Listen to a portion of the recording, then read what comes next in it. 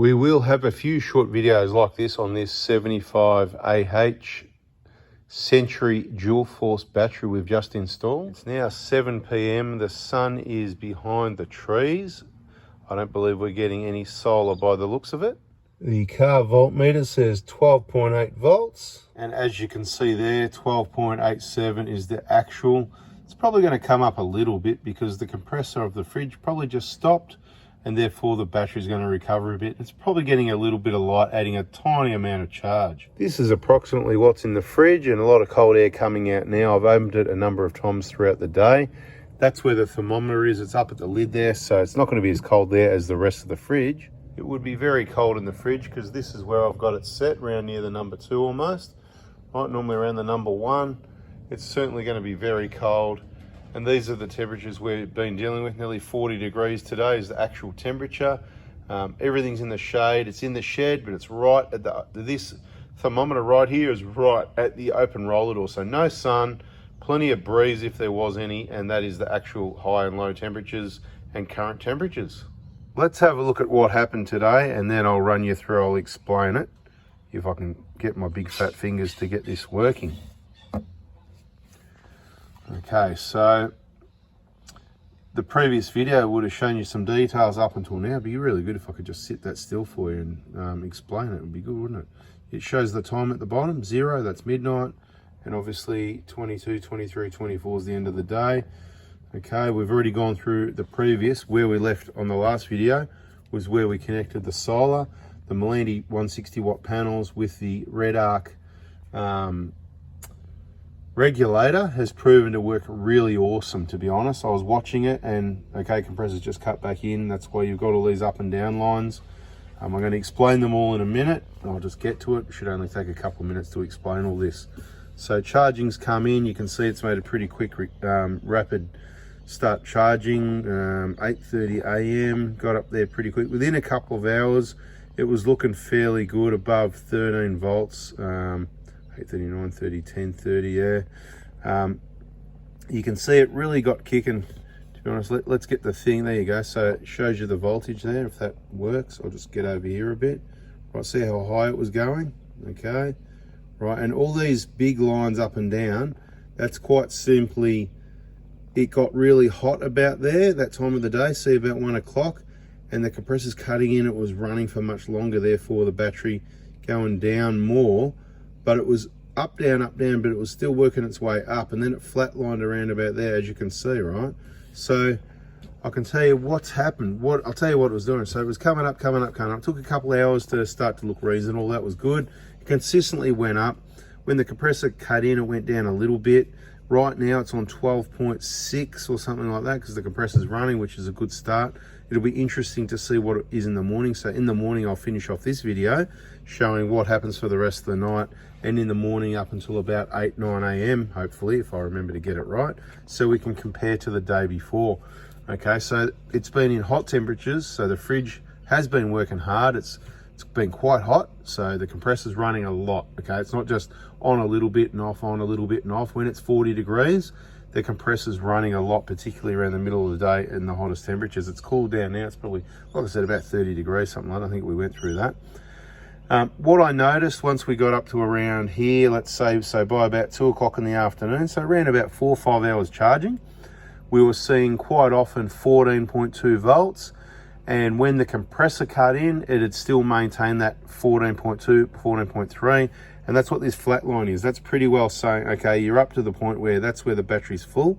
So we can work out to fill up this battery from 12 volts up to full with that setup of solar panels and regulator has basically taken 8:30, 9:30, 10:30, 11:30, 12:30, 1:30, let's say 2:30 to get pretty close to full. So about 5 hours, 4 or 5 hours, maybe 6, depending on what full's full, with the fridge running, remember, in hot temperatures, and putting a few warm drinks in there as well, making it work.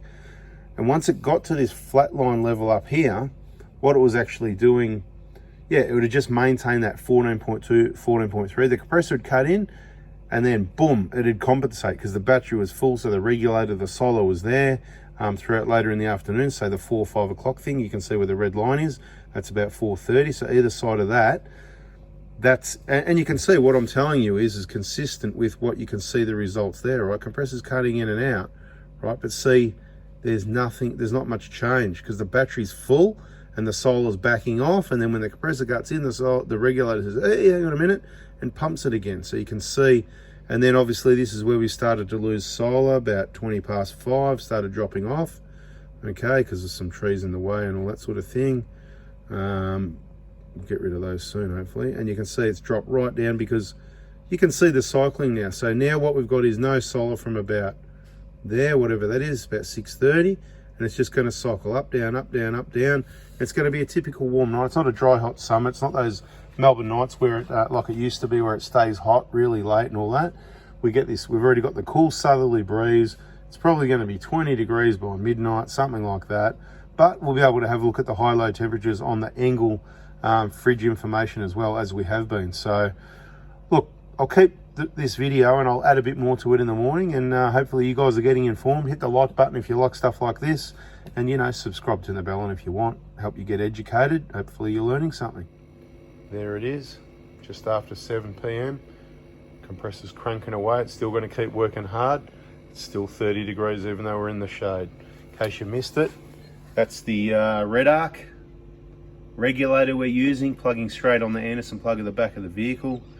Bloody beautiful. I think that's a really good improvement. So look, I think the last thing we should look at before we go though, before we lose the data, let's just have a quick look at yesterday again.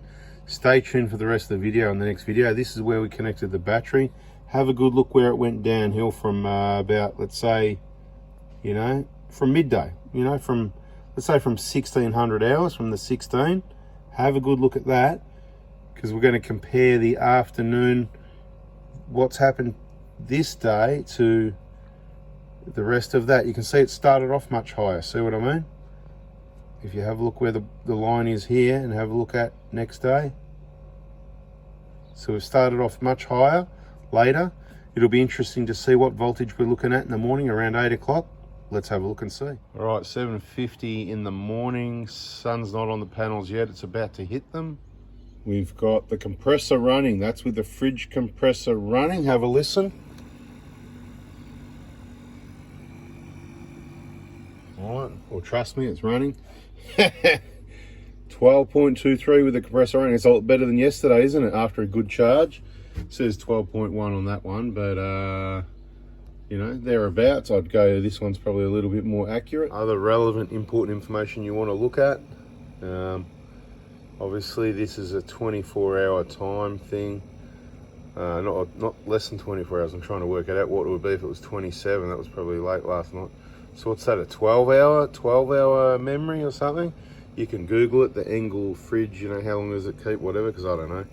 Anyway, you can see the temperatures in the fridge, the highs and lows. See the difference in the high? That's because the fridge hasn't been opened in that period, or minimal.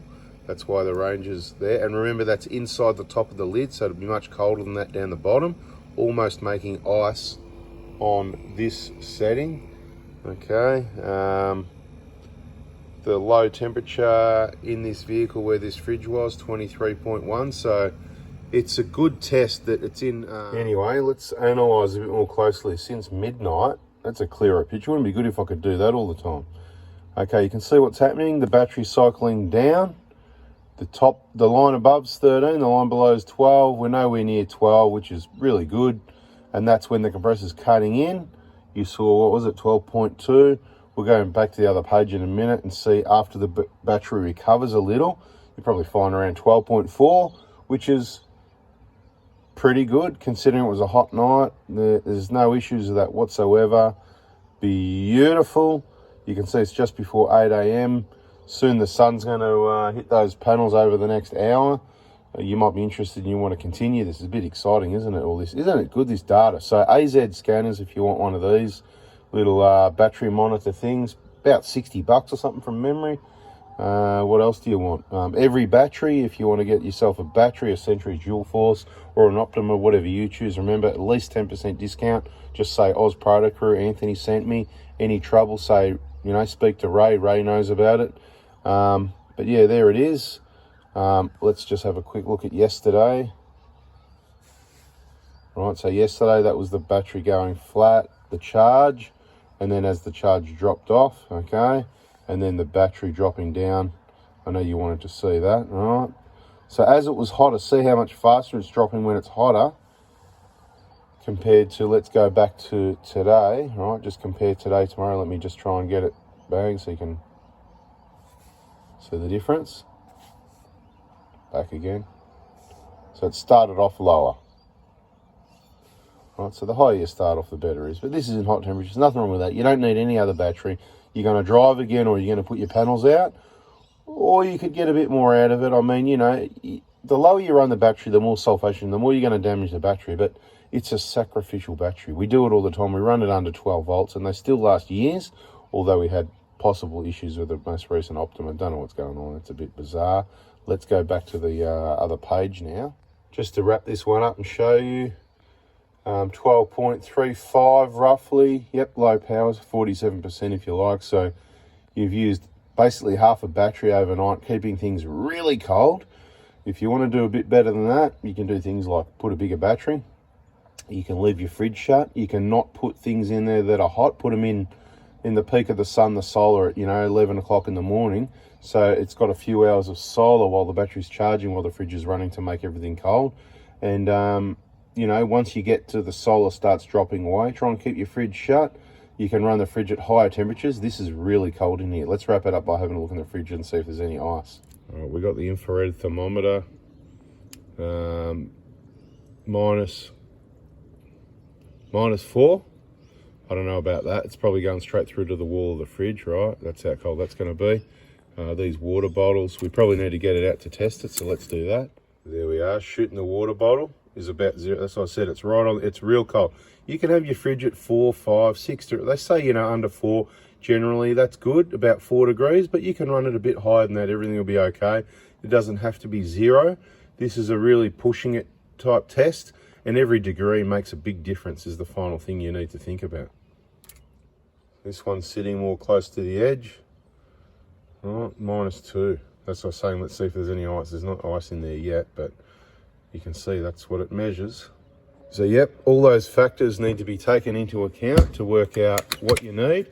And that's a bada bing, bada boom. I think you're around about over looking at battery information now. So, next video, catch you on the next one. Subscribe, turn the bell on. See ya.